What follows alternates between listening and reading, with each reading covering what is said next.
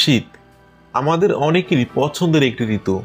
বছর ঘুরে যখন শীত আসে তখন আমরা এই ঠান্ডা আবহাওয়া উপভোগ করি, কিন্তু যদি এই ঠান্ডার পরিমাণ অনেক বেড়ে যায় তখন কি আপনি এই ঠান্ডা উপভোগ করতে পারবেন?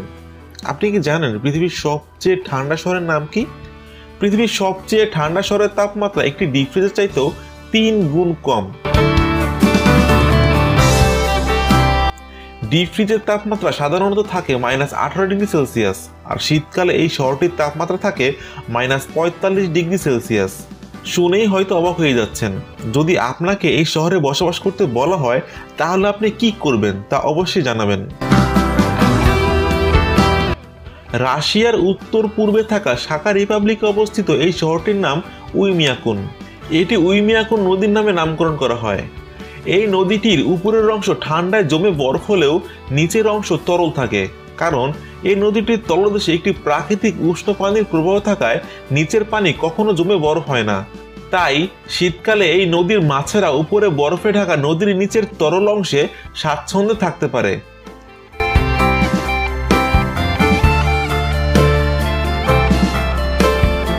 শীতকালে এই শহরটি এতটাই ঠান্ডা হয় যে ফুটন্ত পানি যদি আকাশে ছুঁড়ে মারা হয় তাহলে তা নিচে নামতে নামতে বরফ হয়ে যায়, যা নিজের চোখে না দেখলে অবিশ্বাস্য মনে হয়।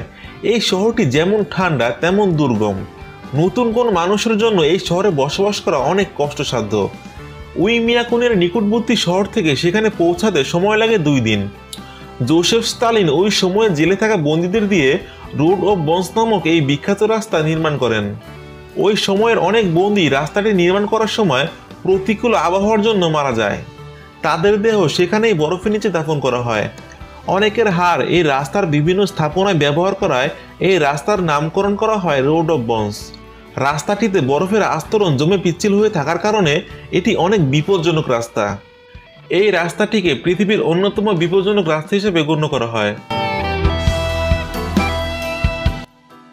অনেক বিশাল আমাদের এই পৃথিবী, আর এই পৃথিবীর শেষ সীমানা সম্পর্কে জানতে আমাদের এই ভিডিওটি দেখতে পারেন। ভিডিওটির লিঙ্ক ডেসক্রিপশন বক্সে দেওয়া থাকবে। ধন্যবাদ।